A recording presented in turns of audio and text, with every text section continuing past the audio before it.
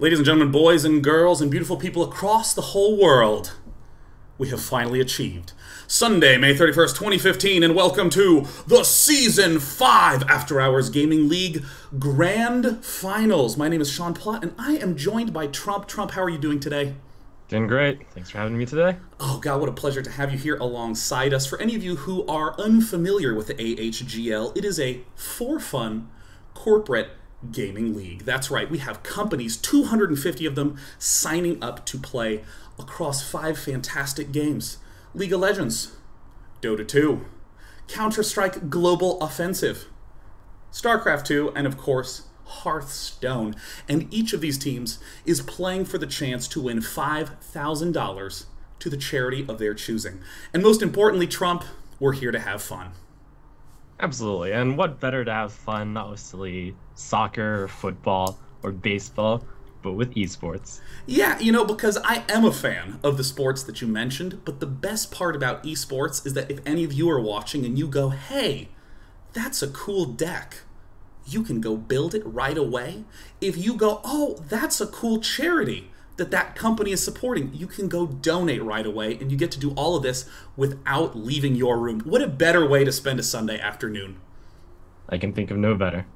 Now, of course, Trump and I will be kicking things off with the Hearthstone Grand Finals. And for any of you who are curious about this particular broadcast online right now, we have expanded to 4 live events that are happening all across the country. One in Seattle, Orange County, San Jose, and down in sunny Texas. So we are going to be wherever there is a monitor and interesting people of interest. Now, Trump, before we get this match underway, I want to ask what you feel are some of the big differences between a pro Hearthstone player and what we might call a casual try-hard. Many of these players, and by many I mean literally 100% of them, they have full-time jobs at major companies. In fact, the 2 companies we see playing today are Amazon versus Microsoft. But for these people who have full-time jobs, what would be the difference between a more amateurish player versus a professional? All right, well, the good news is if you're working at Amazon or if you're working at Microsoft, you probably have the know-how and strategy intellect in order to play this game well. This is one of those games which requires less APM and more like being able to think through your turns. So right up the alley for these big companies, I'd say. What's really important is your knowledge of the decks and being able to play the ones that you've chosen really well. So I think that's just number one, being able to have played the deck hopefully hundreds of times. Well, that's what I'm curious about, because like in StarCraft, for instance, I'm the sort of guy who would recommend, if you're playing StarCraft, to do a build that you might not know, or excuse me, that you might not think is the best build, but if you have the most experience with it, you're obviously going to do better than if you try to all of a sudden switch to a new build at the last second. Is that sort of the same with Hearthstone? Absolutely. I did a bit of StarCraft 2 also, and I could never get into like that 1-1-1 Terran build, even though I was a Terran player on and off. Alright, but yes, choosing a basic playstyle is good. Like, even though Patron Warrior is commonly thought of as a very strong deck, if you haven't played it yet, no, don't bring it to a tournament. That's a really bad idea. But if you have played it and you've played it a lot, then that could be a really good deck to bring. Just basically bring decks you've practiced well, and if you don't have that much time to practice, decks with basic concepts are good. For example, Druid or Zoo. Druid's got a fairly straightforward concept. You play your biggest things on curve. Zoo, you play your biggest things. You try to tap as much as possible, do the basic efficient trades. Yeah.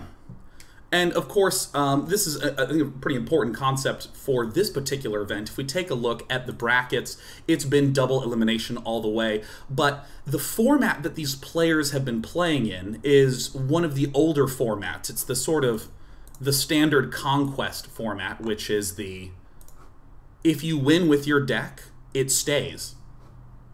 Which is kind of different from the format that's being played in modern tournaments. For any of you who don't know, this tournament's been going on for 8 months, so for consistency, we did have the winner's deck stays. But, I mean, walk me through what the strategy is for preparing for that sort of matchup. Right, the more King of the Hill format, that is. So it's I prefer the Conquest, but since this one's been going on for a while, Yeah, King of the Hill. This is one where the loser gets a slight advantage. Like when they lose a game, they know what deck the winner is playing. So unlike Conquest, where you can switch decks, King of the Hill, you get to directly counter whatever the opponent last to beat you with. So oftentimes you'll see a string of counters, and at this in Conquest, all three of your decks need to be quite good. King of the Hill, if you have one deck you're particularly good at, you could win the whole thing with it. So yeah, so I mean, like, I know that during the old King of the Hill days, some people would often have a solid deck and like just two straight up counter decks. I mean, have you seen that? Is that one of the reasons why it faded out of popularity? yeah, that was one of the things. In King of the Hill, you often got to see a lot of matchups against one deck. In Conquest, you get to see a lot of different matchups because you can switch decks in between, so you get a lot more diversity, I'd say. Also in King of the Hill, it kind of follows a formula where, okay, this guy won with this deck, I'm going to absolutely queue up this deck, whereas with Conquest, you can just choose whatever you want. You play a little bit of a guessing game with your opponent. You don't have to just stick with it. You play a game of probabilities. But yes, I think in general, choosing good strategies include just choosing 3 overall solid decks, or in Last Man Standing, unlike Conquest, you can just choose like a solid deck and then 2 kind of counterish decks. Whereas in Conquest, you could just more often choose 3 solid decks, or you could do the strategy of just choosing 3 decks that are really good against one particular deck. And what are your thoughts on what the big decks in the meta are? Like, for this event, what are we going to be looking for? Well, I would say that the most popular decks right now, which are tournament caliber, the classes would be Warlock, Warrior, and Hunter. Patron Warrior, very good and popular, but it is one of those decks that requires you to have put in a lot of hours with it in order to be proficient. Very tricky deck. Hunter's got a lot of varieties. Warlock's got Zoo. It's got Handlock. You know, this is something I'm really curious about, is that I always see Hunter get banned in like so many tournaments, and people are still very consistent about bringing a Hunter to the tournament. I mean, how does that factor into the deck building strategy? I mean, do most people just say, well, if he doesn't ban the Hunter, I guess I'm going to get lucky? Or is it sort of like a forcing function to make sure other people's decks are sort of tuned inside of a smaller box? That's a good point about the forcing function. So when Hunter is in the meta, you have to play a bit honest. You have to play Zombie Chow in your deck, because otherwise you're going to get run over by those mean old Hunters. So if you go into a game with a strategy to ban Hunter always, then you can choose not to play those Zombie Chows. You can choose not to play those early game removal cards as much. So some people may have just the strategy to always ban Hunter, and some people might actually be honest against Hunter and then let it slide without banning it. Double down maximum Zombie Chows every deck. Exactly. Zombie Chow is Hunter's worst nightmare. And oh gosh, I love Zombie Chow. When I get like coin double Zombie Chow right at the start, oh my god, my little heart sings. Trump, I feel so good. Oh, and it looks like our captains are ready for this particular interview as we get ready to head into match number 1. Once again, it's going to be the Amazon deckhands going up against Microsoft in the finals. The format is going to be a best of 5 of best of 5s. And of course, we see that Microsoft had kind of a crazy difficult run through the lower brackets, so very interested to see what their thoughts are on that. Oh my goodness, do we have our captains on hand right now? I'm here. Oh, excellent. Oh my gosh. Okay, now I want to begin, of course, is Mr. Jeremy in the call right now? Yes, I am. Oh, Jeremy Versillo. Welcome. Jeremy, I got to ask you, tell me a little bit about how your team prepared for this particular final event. Well, we prepared the same way we did for every other event, match we've played. We have practice every week. Everybody shows up, plays against each other, tries out new decks, and we've got kind of a constant email thread going back and forth about bans, picks, whatever. You every week and everyone shows up? That's so boss. Yep. Everyone, including some players who weren't available to play today. We've got about 8 or 9 players on the team who've played this year, and just whoever's available in the weekend, we're comfortable letting them play. Damn, macro hard, Microsoft, indeed. Sure. Now, goodness, that is dedication. Yeah, I mean, now were you doing more standard decks throughout, or did you man up and try to mill? A couple people definitely have come up with some great ideas. I remember the first week that Goblins vs. Gnomes came out. The guy comes into practice and is like, guys, I've been playing this deck on ladder with its mage with a bunch of mechs in it. It keeps winning, but I don't know why it keeps winning. And keep refining it, and obviously there's many mech mage decks out there that, so it was just funny that we kind of stumbled upon that as everyone else was. So it was funny to see that we didn't really know it was going to be good, but it was. And now that you've had, obviously there was GVG and then Blackrock Mountain, did this cause any odd turmoils in preparations? Definitely some change in people's favorite decks, like what they like to play. There were obviously some very game-changing cards in both the releases, along with some nerfs that came around, I believe. I think when Undertaker got nerfed, that's when a lot of people had to change up what they were playing.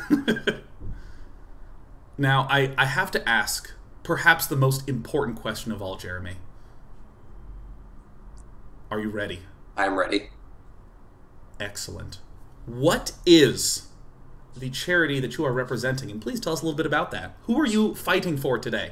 So we are representing Hope Worldwide, which is an organization that aims to provide community service, healthcare, disaster relief, and all sorts of other stuff for people around the world, basically trying to make quality of life better for everyone, the poor and the sick and the hungry. That's so awesome. And of course, for any of you who are interested in checking out more information, go to hopeww.org/donate to show your support. And of course, to support Team Microsoft, which, for any of you who didn't know, is the winningest team in the history of AHGL. Also, we have the AHGL cat, who has come to cast Hearthstone. Yes, she's purring so much, but that's okay, because this event is a for-fun event. Are you having fun, Jeremy? I'm having a blast. You got my back. I like that. Now, Stephen Balch, the enemy. Hello. Who's cheerful and enthusiastic. Stephen Balch, this fine day, how are you guys doing? How did your team prepare for this truly epic battle of life and death proportions? We are doing awesome. We have been meeting the last few weeks. We don't actually have the daily practices that Microsoft seems to have. We've been finding victory in our own ways these last few weeks. We have been studying meta recently and getting people to actually have decks that are somewhat resemblant of the meta, as opposed to just well, you cruise through the winners bracket. Possible the reincarnate ancestral spirit shamans, something that's actually usable in a streamed environment. Wait, no, but you guys slayed in the brackets. Like, look at this. I can show you the bracket of you just kicking some serious ass. Were you doing this with derpy decks? Sometimes, yes. Some of those were actually short-handed as well. We've been finding quite a lot of success with our unique style.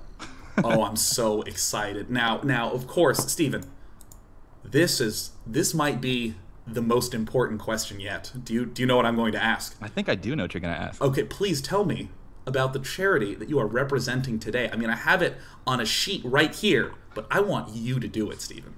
All right.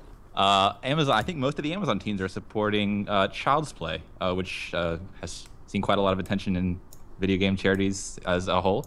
Child's Play is dedicated to improving the lives of hospitalized children in America, and have received a lot of support from the video game community in the past. They're absolutely fantastic. Check them out at childsplaycharity.org/donate. And of course, give your cheers for the Amazon deckhands. Now, Trump, are there any questions you would like to ask our inimitable team captains? Sure. I was wondering, to you guys at Amazon deckhands, you're keeping up with the meta. Is that through personal laddering experience, or is that through checking out, doing your research on various websites? Well, for some of our players that are good at laddering, they've been telling us what they've seen up in the higher levels of ladder and the meta, and then the rest of us have done some research around streams, blogs, sites, reviews from various pros. So you trust these small set of players. Like, so do any of them sometimes give just random opinions and you just believe them? Like, every deck needs 2 more Cold Light Oracles? Frequently. Oh, these are my kind of people. Okay. Okay, guys. We're having a technical emergency right now. Let me just detach the cat. Now, here's last final thing. Gentlemen, any last words for each other before we step into the game? Good luck and have fun. Yeah, good luck, have fun. Well met. Oh my god, I love it, gentlemen. Once again, that is Team Amazon versus Team Microsoft getting ready to go in this grand finals here. Now, we talked a little bit about this before, Trump, but the best of 5 of best of 5s has a little bit of the twist in that the first match of each one has been played. That's right, it has. And in game 1 between Gracie and Wombat, we see that Gracie has already won the first game. Yeah, and now some of you might be curious, why on earth is that happening? Well, quite simply, this is the best of 5 of best of 5s. That's going to be a long time to cast, and we thought, well, are we going to be those guys that just cut a match out? And of course not. That would be dishonorable to the joy that is esports. So what we elected to do was pretty simply just have the first match played in advance. So we're going to be hopping into this in a 1-0 situation where Gracie's Druid has defeated Rabid Wombat's Mage. As we alluded to before, it is build 4 decks, and then before the game, each person bans 1 deck from the other person, and then the winning deck stays. So we are now just awaiting for them to hop into the match. But right now, given that we already know that Gracie is going to be playing a Druid, if you're Wombat, what's going to be the deck that you're leaning towards choosing, your Druid or your Warrior? Alright, well, Druid and Warrior. Druid is commonly thought of as the counter to Warrior. So in this type of format where it is the King of the Hill, you, as the loser, get the advantage of knowing what your opponent's already playing. So I have almost no doubts that Wombat is going to be choosing Druid. The Druid versus Druid mirror always, it feels odd because, you know, I feel like when I'm playing a Druid deck, not an unreasonable, you know, like 10 cards that are 9 mana and, you know, the rest that are 6 mana and then just only mana acceleration, which is truly my favorite kind of deck. In the more reasonable Force Nature Savage Roar type decks, it's kind of straightforward in the non-mirrors, but like, how do you work that sort of combo deck against each other? I think Druid versus Druid is a very straightforward matchup where you're just... Really? It's all about the board control, and you control that, you usually, as long as you didn't fall below 14, you're fine. One thing I should mention, though, is when I said, okay, it's definitely going to be a Druid versus Druid, I did not realize that Gracie is actually playing the different type of Druid. He's playing a Ramp Druid instead with the heavy taunts and without Force of Nature Savagery. Oh my gosh. Oh, a man after my own heart. And of course, you know, there's enough room in those sort of decks to have like 2 or so tech cards. So, I mean, we've been seeing Big Game Hunter run pretty consistently, but I know on the ladder running Kizan Mystic is a little more significant because of the prevalence of hunters and mages right now, but when it's these sort of conquest formats, is it just very rare to want to run a Kizan Mystic? You know, actually, when it's the last man standing type of format, Kazan Mystic is even better because you can queue up your deck exactly against one of the decks you just lost to with secrets. So that means your Kazan Mystic is guaranteed to hit. This is one of the key differences between Last Man Standing and Conquest.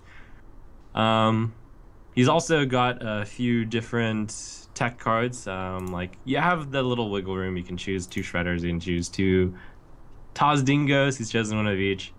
You said you've played this type of version, this type of deck on the ladder, Day 9. What were your tech choices for Ramp? Oh yeah, Kazan Mystic and Big Game Hunter. You know, and given the insane frequency that we see players, you know, just going Mech Mage and Hunters, it's really a deep joy that I feel at all points in time when I finally get to play the Kazan Mystic and I get that excitement. But I think the big thing that I find to be a struggle with the Ramp is that it's a little tricky to get enough card draw in some circumstances because you're just playing one huge dude a turn. Oh, it looks like our match is now ready to go. Oh, we're hopping straight into things, interested to see what will be the choice for Rabid Wombat to be mulliganing. Looks like he's tossing back. Oh, looks like man, he's running Black Knight. That's a really good choice against Ramp Druid.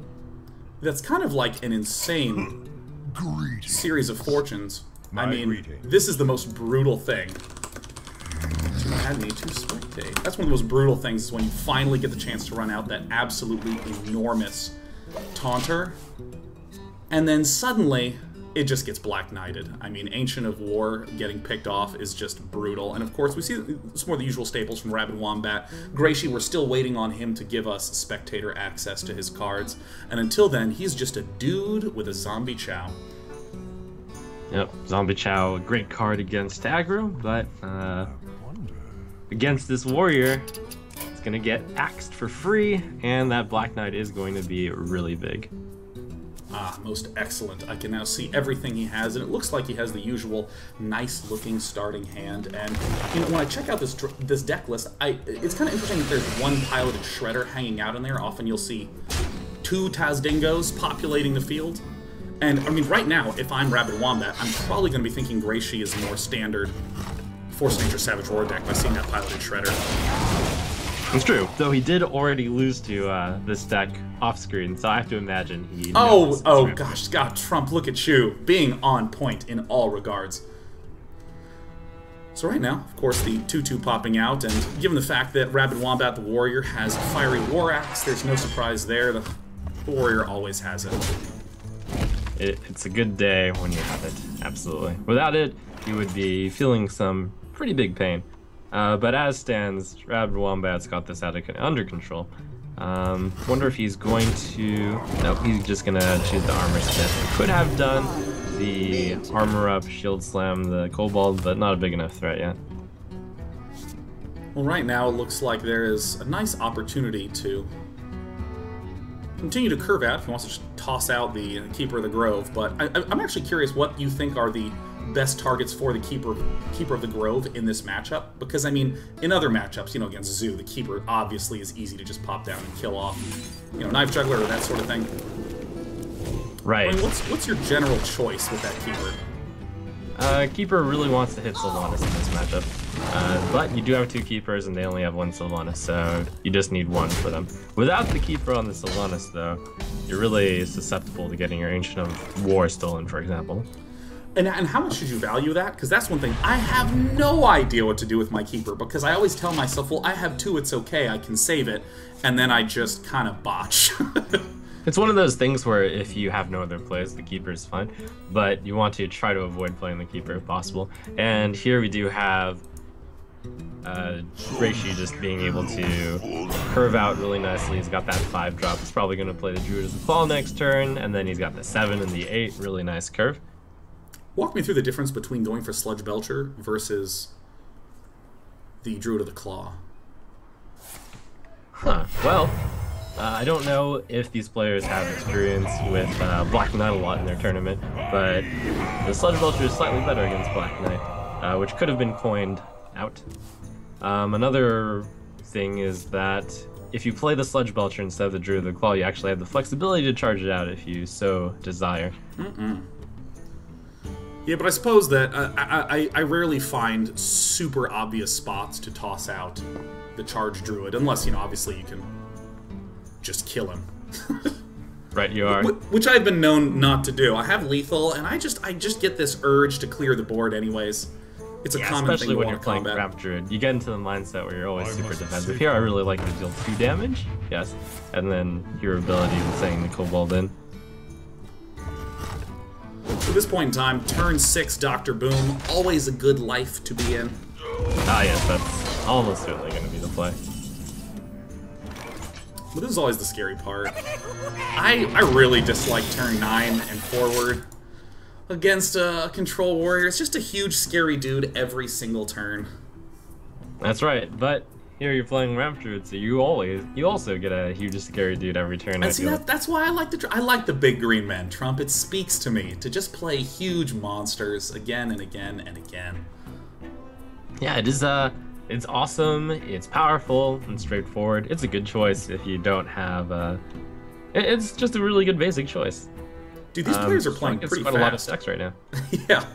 I mean, like, normally when I watch, you know, like, ESL or you know, via Game Cup, there's just, players take so long at the pro levels to be very deliberate. And here we've had some pretty swift turns back to back. I mean, is there a huge loss of value that's coming out here? Or are many of the pros just already know what the decision they're going to make are, and they just need to take a little bit of extra time? Like, what's going on with this speed? Well, I mean, here you can see it's the first major decision. I think the others have been fairly straightforward. This is where, when you play a deck where your goal is to play the biggest cost in your Hearthstone, and you have exactly one of them, it's fun to go at this speed. Here was Druid's first major choice. He had Ancient of War. He had the thought to be able to clear the Dr. Boom, perhaps. Yeah, this is where it starts diverging. Yeah, I mean, that Black Knight on the Sludge Belcher is always so tempting. But one thing that Druid's been very good about is keeping the shield so low on Rabid Wombat. I mean, that shield slam is not going to get nearly the value it needs against the giant monsters coming up soon for Grayshi, especially with Kel'Thuzad coming. But the execute is very nice to still have for Rabid Wombat. Yeah, that Kel'Thuzad looming is very scary. If it gets back to Grayshi's turn without major things being cleared, that Kel'Thuzad is going to get a lot of value. So he elects simply to clear the Belcher, armor up. I agree with that a lot. You know, you're up against Ramp Druid. The Sludge Belcher is basically the worst target you can hit with Black Knight. Yeah, and I mean, Kel'Thuzad seems like at least has a little bit of reasonable value there, with the Drake being able to get respond right away.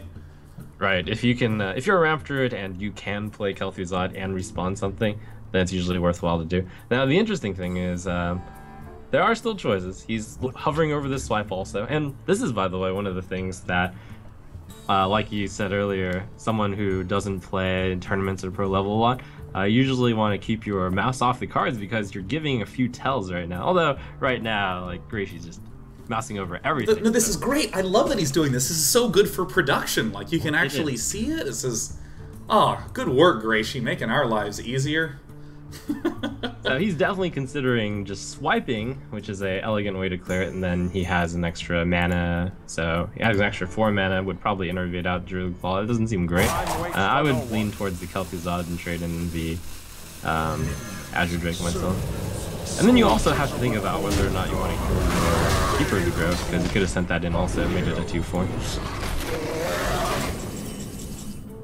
Growls abound as the Azure Drake revives himself, but of course Death's Bite, followed by that execute combo.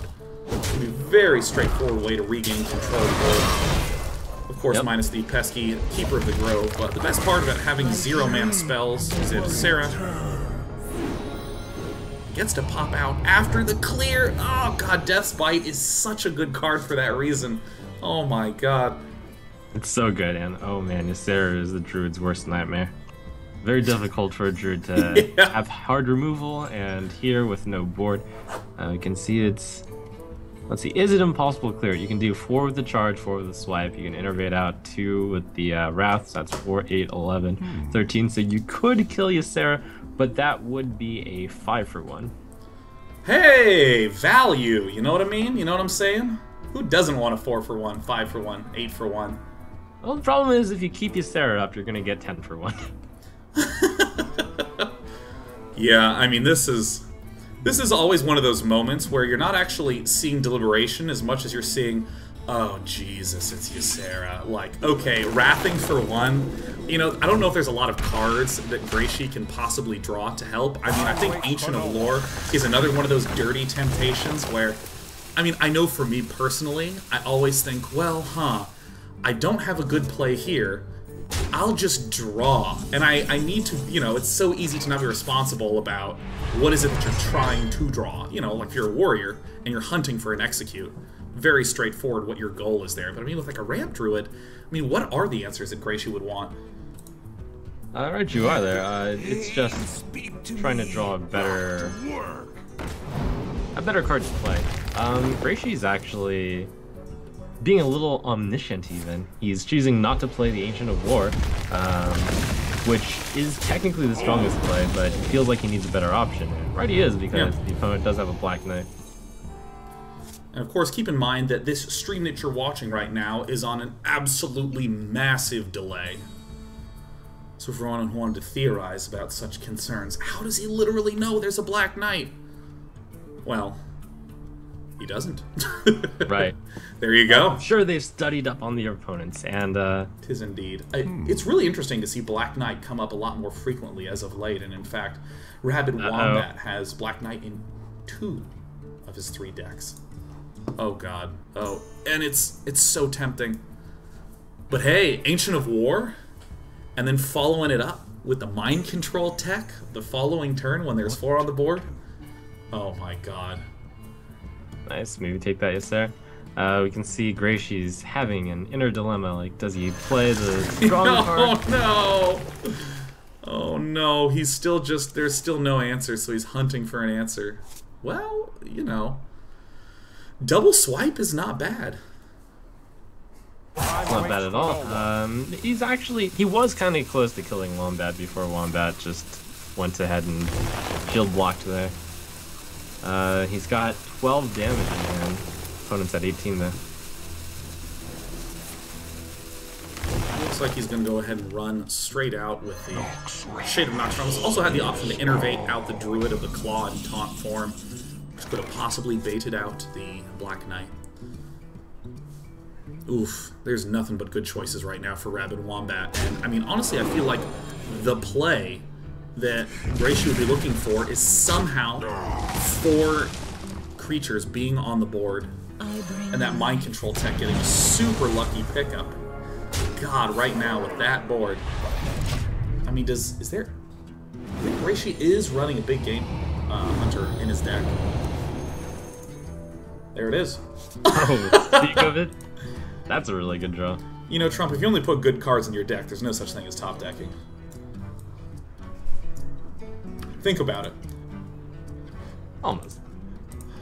Almost. 95% true. Zombie Chow's such a good card. Yeah, Zombie Chow, man. Zombie Chow would be a sick pickup right here, because then he can heal Rabid Wombat back up, make his opponent nice and healthy, and then he gets even more value out of Alexstrasza. Think about it. Well, here you're definitely going to play the big game hunter, and then with 7 mana, I think it's finally time to fall into the Ancient War Trap. Oh my gosh, this is going to be so brutal. Look at the Ancient of War just floating over the battlefield. Put me in, Captain. I promise I'll do good work. I won't let Ysera get anywhere. Oh wow. Man, he is testing the waters. Good on him. It's just so mana inefficient to do so, but he's plays around that Black Knight right now.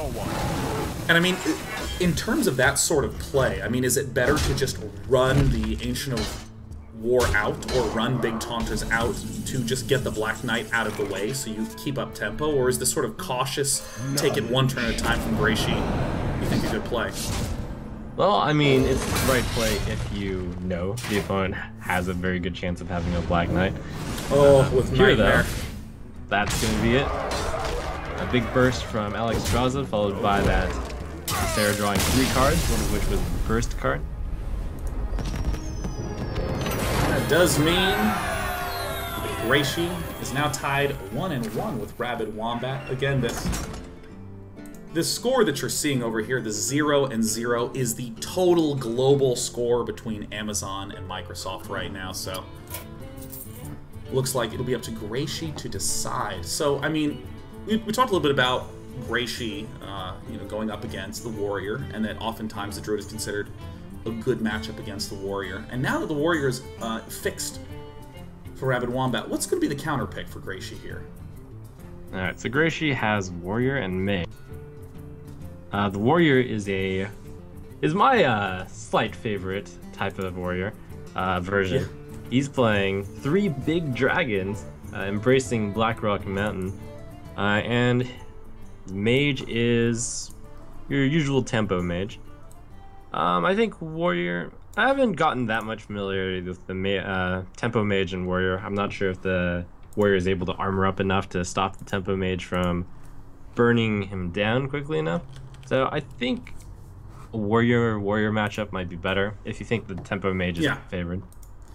Yeah, I mean, always just beating the Warrior down before he gets going, but I mean, especially with Death Spite being in the pool. It's just an amazing turn 4 play. I mean, you used to have to wait till turn 7 for your Gore Howl. Ugh. No fun. And wow, these players are so sharp, getting in the game fast. And it looks like we have a Warrior versus Warrior mirror game. Huh. All right. Even though this is a mirror, they've got very different flavors. One of them, Graishi, is going to challenge with the dragon-based warrior deck. And that's got a little bit of an advantage and a little bit of a disadvantage. But in this case, if it's a control-control matchup, it can't hurt to have more dragons. You want those late-game big threats. Yeah, I tried real hard to make a dragon hunter. Dragon Hunter? Dragon Hunter, man, it was okay. It was just fine. Oh, there's Graishi giving me visibility into his cards. There they are. Waiting on Rabid Wombat to reveal his hand. Well, I have no idea what on earth is going to be there, but a usual mulligan. Oh, that's a pretty nice pickup for Graishi. I mean, the fact that he has Alexstrasza and the Blackwing Corruptor. I mean, Blackwing Corruptor is just a fantastic card to be able to drop early. It sure is. It's just your aggressive version of Sludge Belcher, and it trades against Sludge Belcher, so, well, it might take out something, and then it takes out Sludge Belcher. 5/4 is so good against 3/5.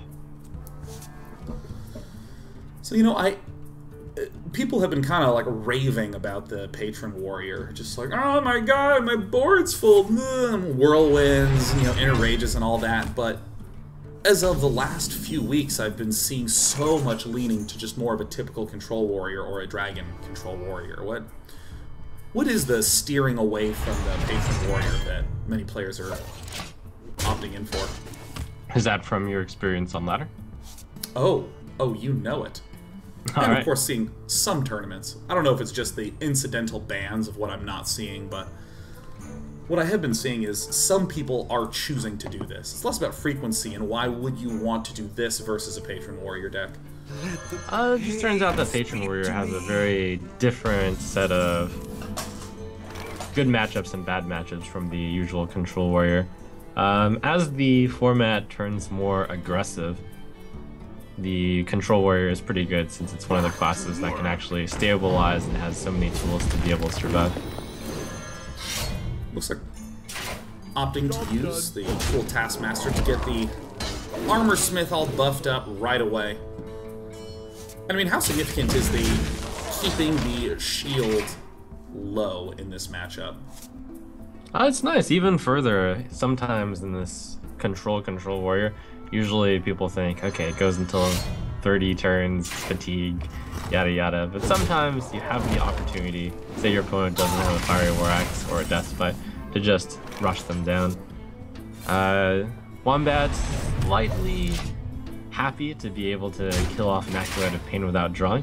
Sometimes, well, a lot of the times when you're playing Control Warrior, you want to save that Acolyte of Pain for when you have something to activate it. And I think one of my favorite things about Shield Maiden, which looks like it's going to be the upcoming choice right here for Rabid Wombat, it's just such a solid card to just run out in so many circumstances. It is. 5 health is so troublesome to deal with, but Graishi actually has the perfect answer. Well, 2 perfect answers. He's got that. Yeah, this is a tough spot for Rabid Wombat. Graishi, I mean, this is what I love about the Blackwing Corruptor. It's just such a threat. Yeah, I love dropping Blackwing Corruptor on turn 5. It's so good. The main problem with it is you need the consistency of having a dragon, which in this case Graishi did. He only runs 3 dragons after all, but it's a big set of 999 dragons. I kind of like that.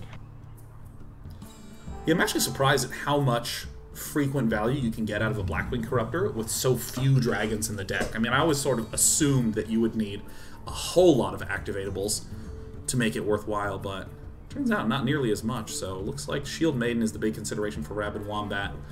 I don't know if running out Sylvanas is going to be I can take the hit. better than running out Shield Maiden almost ever here. Right, absolutely. Sylvanas always just has taunt and dies to the 5/4, and in this case, Shield Maiden at least gives some benefit before it possibly dies. Maybe the Deathbite is used instead. probably Wombat considered playing Sylvanas just to ensure that the 5/4 would trade in instead of the weapon. Yeah, yeah. What now?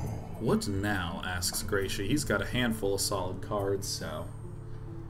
Yeah, when you compare these two hands, Gracie sure has a lot more cards. Yeah. I mean, getting the opportunity to keep the Death's Bite up, running out his own Shield Maiden. Looks like Rabid Wombat might opt to do the ever-so-classic deal 50 damage to an enemy creature with the Shield Slam. Here it comes. Shield Maiden, Shield Slam.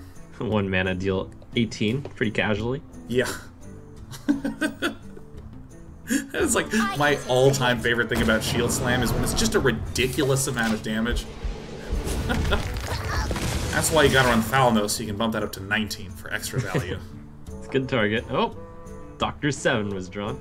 Oh my god, Dr. 7 drop. Get out there. Good stuff to clear the stuff and clear the opponent's Shield Maiden and get the Dr. Boom off on an empty board. Wombat's got very few choices here. At this point, I mean, this is one of the big reasons why Death's Bite is such a pain in the ass to work around. Not only can it deal 5 damage and clear the target, but it also has the added benefit of being able to execute any huge monster there. And right now, Rabid Wombat does not seem to have a lot of good choices. I mean, I suppose Sylvanas Hero Power Pass is probably okay-ish, I guess, but I don't really know what the strategy for this turn is, or the long-term strategy is for Wombat in this spot. Yeah, that's gonna have to do. Wombat just hasn't drawn very many cards, and his cards have gotten 2 for 1 a lot, which is where you see Gracie's advantage come. Good on Wombat clearing a Boombot, because at least on the board it seems that Gracie's best option might be to send Dr. Boom into Sylvanas. If you're Wombat, you're thinking that, and then he's like, okay, well, then I avoid stealing a 1/1 Bombins. That still might be Gracie's best option to start with, trading the 7/7 into the 5/5. Well, it looks like gonna drop down the Armor Smith. Get a little bit of added benefit. I mean, even though the board control is certainly in favor of Gracie right now. Yeah. Rabid Wombat does have a lot of life. And stealing the 1/4 wouldn't be bad, so getting another target out there. It's the bomb. It's probably a good result. Yeah, and there is a pretty high chance that Gracie will be able to keep that 7/2 Dr. Boom alive right now. Spending an execute when it's so close to death kind of feels icky, but Death's Bite's just going to have to accept a 7 damage probably. Yep, and that is probably the right play for Wombat, just to take the 7. That execute is very precious.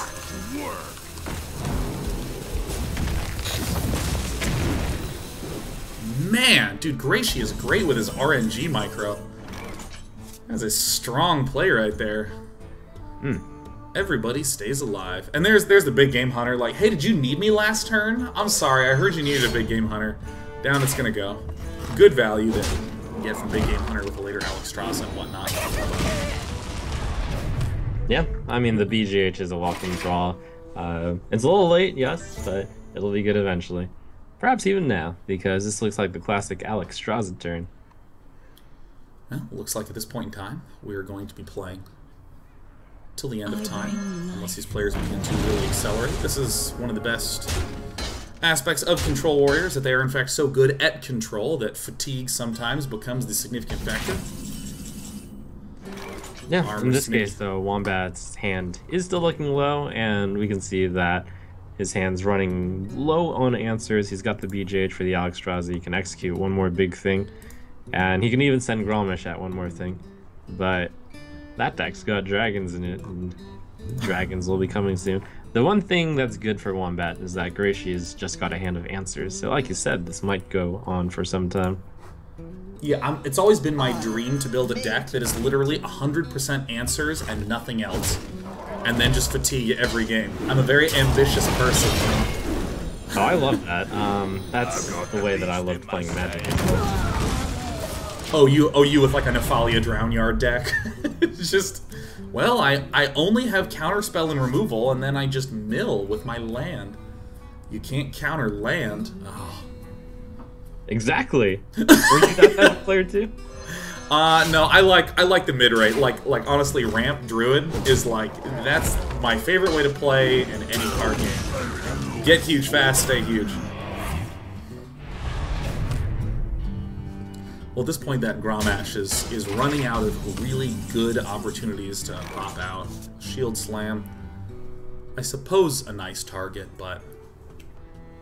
Yep, gotta throw that Shield Slam while you still have the armor. Wombat's gotta think that his armor is gonna be disappearing rather soon. Yeah. He might be considering playing the Grommash, just because he needs a guy out there. He can Grommash, silence. He can. I mean, I've figured out a way for him to spend the most amount of cards. It would probably look something like a Grommash into the Ooze, actually. Shield Slam the Belcher, Grommash into the Ooze, and then trade the Armor Smith into the 1/1. And then hope your opponent doesn't have an Execute or a Shield Slam.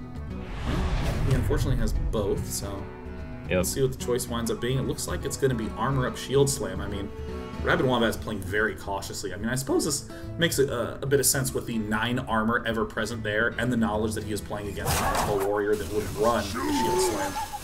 Right, it doesn't feel good to do either of Silence on a Belcher or to pass the turn with what would have been 7 mana if he hadn't played the Owl as well. Oh, here we go. Nefarian. Oh my god, let's go. Double Brawl. I'm ready. Get the double is brawl so good Nefarian. in the mirror because sometimes you steal.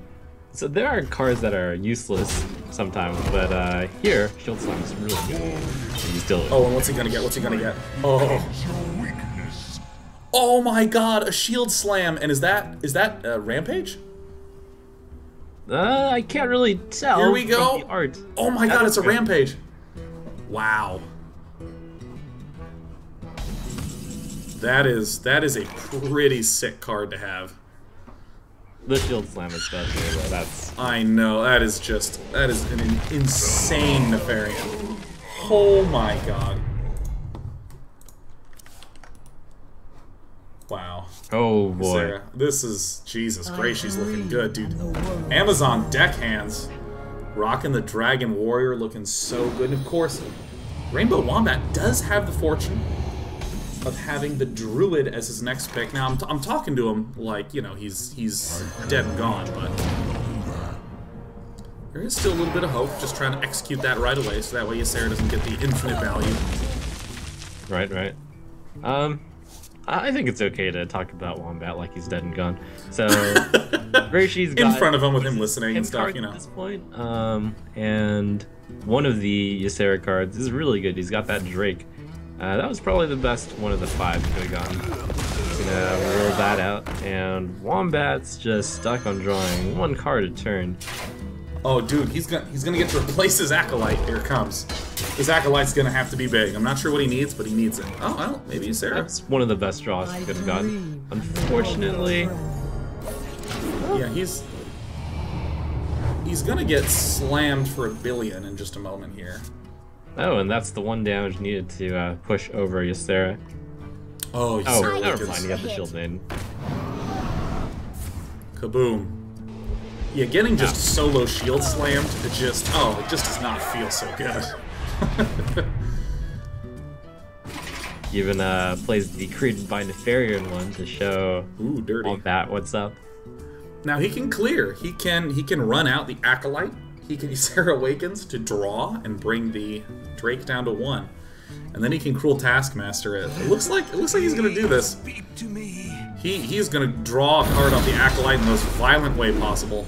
I'm not dead yet. Well, as always, the warrior always has it. Fiery War Axe shows up.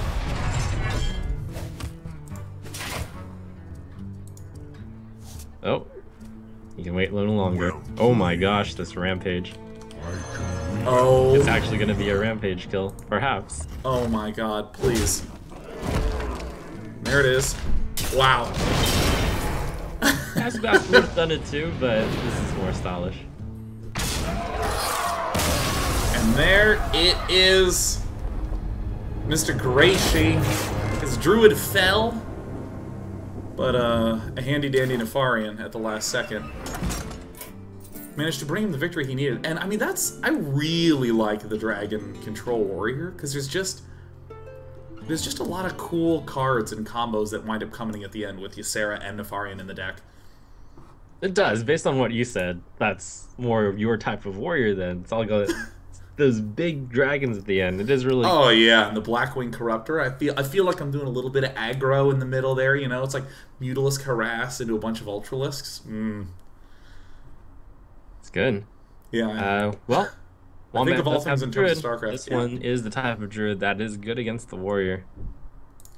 Yeah, so, I mean, at this point in time, with Gracey just hanging, he still has his fast tempo mage lurking, and now this is just going to be all druid all the time for Wombat. He has to win out with this, so... Yeah, the warrior matchup is favored. The mage, on the other hand, that's going to prove to be tricky for Wombat if he gets that far. Yeah, it looks like they are getting ready into their next game ASAP. I mean, look at how on point these players are getting started. My cat's losing her mind. This is great. Oh, wonderful. Now, looks like the next game is getting started. Hearthstone music coming back in to signal to us that it is go time. Just waiting on Gracey for the invite to come on in. Into the final game.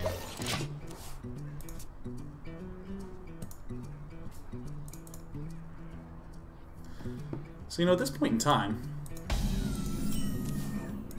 what on earth is my screen doing? Ah. Excellent. Almost. Oh. Alright, there we go. So, some peculiar little technical glitch occurred, but it seems to have magically gone away all by itself. Gracey still don't have a sense of what is in his hand, awaiting his invite right away. Oh man, that looked like a really strong start from the Druid. It looked like good old classic wild growth in the Shredder into 5-drop. That's the nightmare when you're the opponent.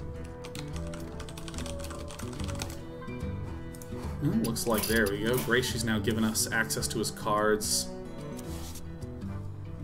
Well, looks like he has a pretty typical setup right there, but I mean, it's these early turns that are always so super tricky. I mean, without a couple of good removal spells, shield slams, executes, and whatnot,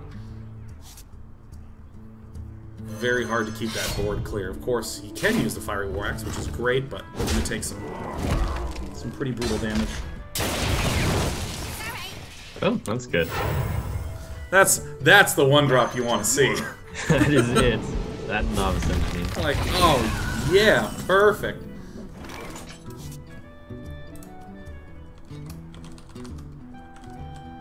At this point in time, a pretty traditional looking ramp. Oh, Blackwing Corruptor is going to be with Alex so again. nice. Oof. 1 mana short right now. If this were turn 5, that would be so strong with the axe, and that just goes to show how good the wild growth is. Let's see it get out ahead.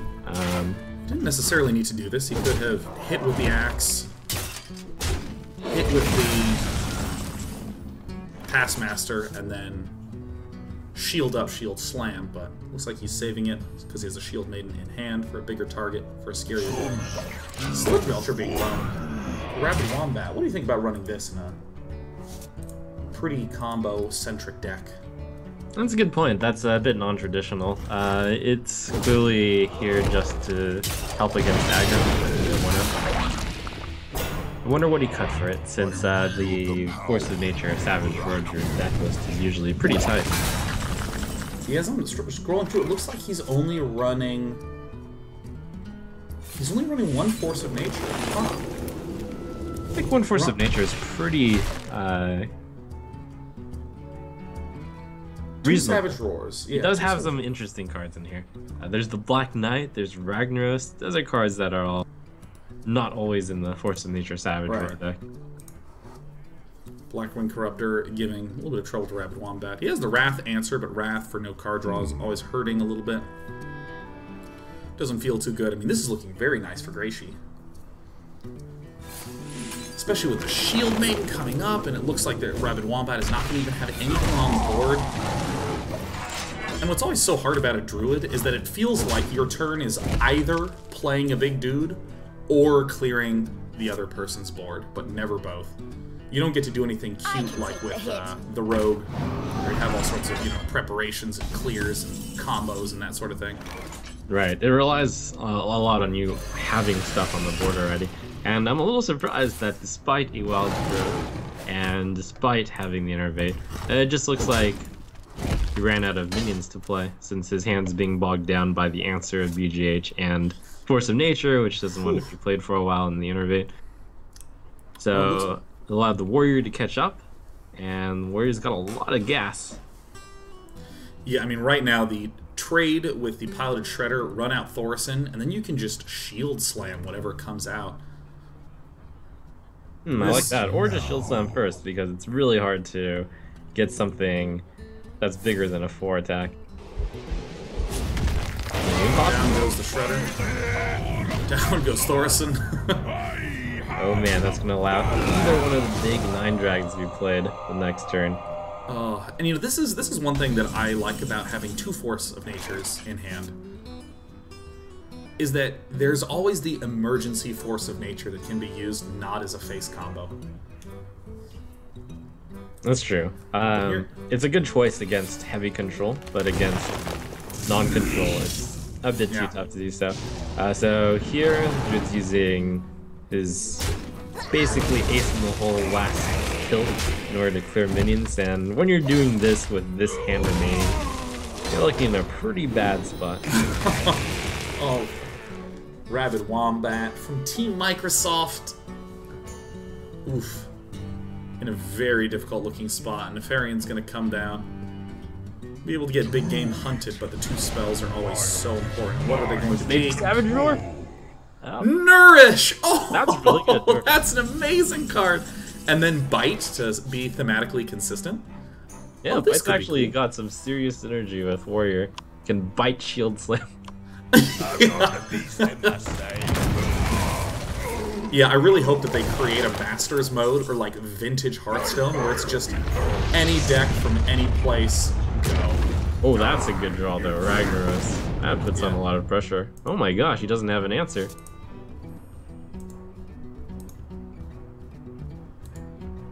Is he going to have to do a Desperation Brawl?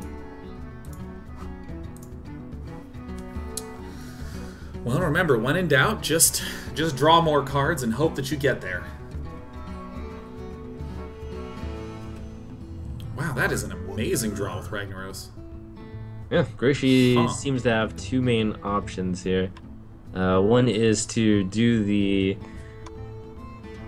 Gromish into the BGH and then hope that Ragnaros doesn't hit Gromish so that... Well, it looks like there is an Execute, which... Oh, that's true. Could do Gromish and Execute. Given how few cards that the Druid has, that seems like a pretty good play. Acolyte of Pain. The other main play is the Acolyte of Pain and Brawl. Feeling... he's feeling lucky. He's feeling lucky, man. Chance, but it's gonna be Rag. The Druid only had 1 card. Oh, and he apologizes! Oh, this is definitely an all-star match. I'm sorry that happened. Oh my god, so gruesome. Oh, and silencing no card draw. He doesn't have the read that Graishi has Nourish, which is understandable. I don't know if it'll be needed in this place. Ooh. Dr. Boom. Man, this is I think probably like top 3 worst feelings in Hearthstone is just having no cards and a lot of health, and you're like, all right, it's your turn. Well, let's go. Good luck to me. Yeah, at least in Hearthstone, you can always do that hero ability. Right.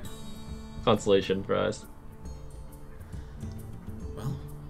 Well, Graishi actually has so many options. Looks like Boom's going to be the play. Boom, rarely a bad play. Especially with the Boom bots there to run into the Keeper of the Grove and maybe get a bomb off on the Shade of Noxramas. Yeah, right now Graishi is just in play very safe mode, since with so many cards and with the Druid out of cards, he can just play the safest possible play. One thing continues to draw well. Emperor Thorson. That's that's kind of the anti-draw right there. Right. The Azure Drake's a great draw, though. And, of course, the Ancient of Lore was one of the best cards you could have gotten. Oh, yeah. Never feels bad. Oh, man. Don't blow up the shade. Oh! Sorry that happened. Oh, my God. The second apology from Graishi. He's so apologetic and brutal. Oh, my God. Apologies for a brutal game. Yeah, I know. I feel like Graishi actually feels bad. He's actually like, I'm so sorry that happens, but I only have this one button I can press to express it. Well, in Graishi's defense, Wombat's hand was almost nothing, and he got very lucky drawing that Ragnos into the Ancient of Lore in the first place. Oh, Bite? Wow, just as cautious as can be. I think he just does not... Well, I mean, he obviously doesn't know that there's only one Force of Nature Savage Roar combo in there, so biting just to ensure that he's out of Force of Nature Savage Roar range. That is a good play. Well, Boom versus Boom, Boom wins. Probably going to Hero Power to pick off a Boombot first. I feel like Azure Drake is the tempting option. It's like the option that I might want to go for, but man, let's be honest. That's how you get killed. Well, you might be in the desperate enough spot that you try to Azure Drake into exactly swipe, and then you clear the board of swipe. How many cards does he have left in his deck? We'll investigate 12 cards left in the deck. That's, you know, 2 out of 12, not so bad. All you gotta do is roll a 1 on a die. Yeah, I mean, at this point, I would take that 1 in 6 chance of gaining some mana advantage back.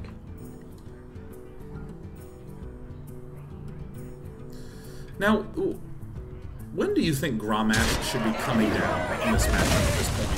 I think right now, right before the Boombots were played, were killed, would have been a really good time, because there's a chance that that gets enraged. Looks like it's going to be Alexstrasza just destroyed. Big dragons. That's very fine as well. It's the classic Alexstrasza setup for Grommash play. Wow, this druid keeps drawing, like the preservation stuff, like the way to keep going, even with no card. Does he draw 2 cards though? Ooh, Savage Roar, Loatheb. Well, at this point, he is very barely out of death range because there's no activator for the Grommash, but well, Double Belcher can easily protect the Alexstrasza. Looks like that is the play. I'm basically saying, yeah, you have to draw an answer right now. Is there a second BGH in the deck? No. Oh! Top decks. Wow! Well, that doesn't quite do it, but, you know, Rabid Wombat doesn't know that yet. Just the last-ditch taunt. And, of course, Grommash Belcher to kill that is going to wind up cleaning it out. Nope, 16 damage to the 4/6.